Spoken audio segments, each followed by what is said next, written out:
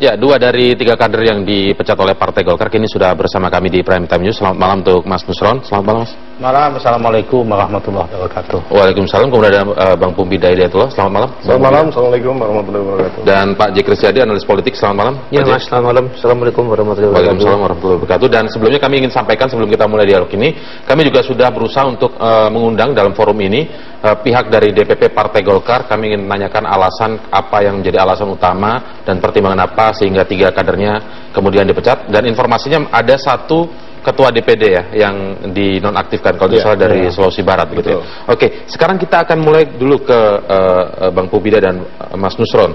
Ini sudah clear, suratnya sudah diterima ya, surat resmi pemecatannya. Sudah diterima ya. Baik, kalau begitu saya bisa kemudian tanya, ketika saya membaca media online, terutama Bang Pubida, reaksinya ini begitu keras sebenarnya. Bukan yang ingin saya tanyakan, bukankah ini sebelumnya Anda sudah sadar bahwa ini adalah konsekuensi ketika disebutkan bahwa Anda tidak sesuai dengan kebijakan partai mendukung capres tertentu misalnya? Ya, di dalam konteks konsekuensinya dari awal saya sudah bilang bahwa saya siap menerima konsekuensi apapun, tapi tidak berarti caranya tidak sesuai dengan mekanisme yang biasanya ada prosedur dalam konteks ADART kita.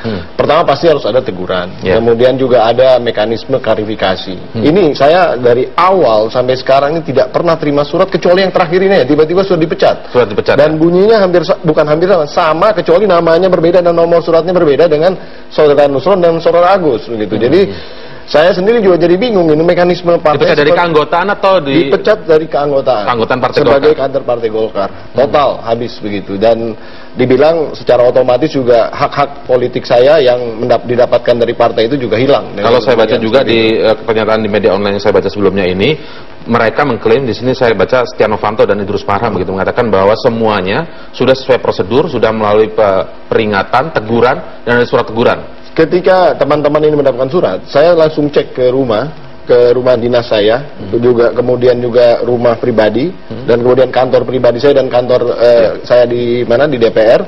Itu sama sekali tidak ada surat apapun juga yang meminta saya, mengundang saya untuk klarifikasi pertama ataupun menegur ataupun mengancam ataupun juga nggak ada sama sekali. Jadi artinya bagaimana seorang kader yang sebenarnya saya ini kan juga banyak kontribusi kepada Partai Golkar dalam konteks mengharumkan nama Golkar dan lain-lain gitu ya. Saya selalu berusaha untuk menjadi katakanlah kader yang terbaik lah gitu di dalam berprestasi dan lain-lain. Tapi kemudian kami dianggap sebagai seseorang yang istilahnya sudah kalau misal sudah dipecat ya tinggal tanda tangan selesai saja gitu. Tidak sesuai prosedur ya. Jelas tidak sesuai prosedur. Dan saya dengar juga bahwa keputusan ini dibuat tidak melalui suatu rapat pleno yang memang seharusnya bahwa dalam konteks pemecatan pun harus melalui suatu rapat pleno, dan ini tidak dilakukan demikian. Mas Nusron, mereka juga menyebutkan dari pihak DPP yang saya maksud begitu, menyebutkan bahwa pemecatan Anda bertiga ini juga Bang Pubida dan satu lagi Pak Agus Gumiwang begitu.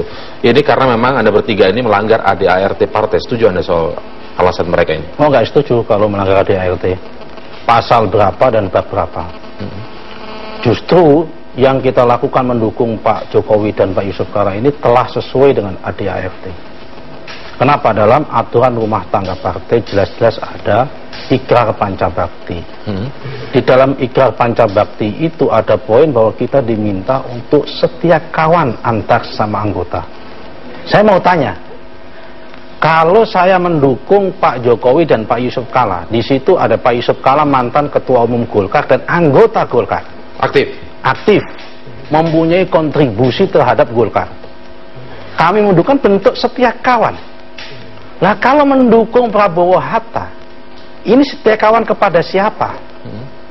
Prabowo pernah ikut konvensi Partai Golkar, pernah sebentar menjadi Dewan Penasihat Golkar, kemudian keluar resmi mendirikan partai lain dan mengambil suara Golkar. Nah, ini kok kita diminta setia kawan kepada siapa? Saya yakin sebetulnya yang pilihan untuk mendukung Prabowo Hatta itu pilihan yang salah dan keliru dalam perspektif ADART, dan itu adalah pilihan-pilihan yang tidak konstitusional dan hanya pilihan ijtihad politik ketua umum. Setia kawan itu berdasarkan apa tadi? Pancabakti. Ikrar pancabakti. Ikrar pancabakti. Ada dalam posisinya lebih tinggi ikrar pancabakti atau rakernas? Karena dalam lebih tinggi anggaran rumah tangga dong. Rakernas itu instrumen apa? Ikrar pancabakti itu anggaran rumah tangga. Anggaran dasar dan anggaran rumah tangga partai. Itu jelas ada di situ. Nah, karena itu ini sebetulnya keputusan ini saya nggak kaget. Orang kalau mau kalah itu kalap. Menurut Anda begitu ya? Ya. Dan ini makin membuktikan dan meyakinkan bahwa apa yang kami ambil ini benar. Dan saya yakin, kami yakin, seyakin-yakinnya akan diikuti oleh rakyat dan akan diikuti oleh mayoritas warga Golkar. Oke. Tapi Anda sendiri pernah mendapatkan teguran atau surat panggilan untuk klarifikasi? Saya sekali mendapatkan surat klarifikasi dan saya balas. Saya balas yang inti dan substansinya sama. Bahwa ADART saya ikuti.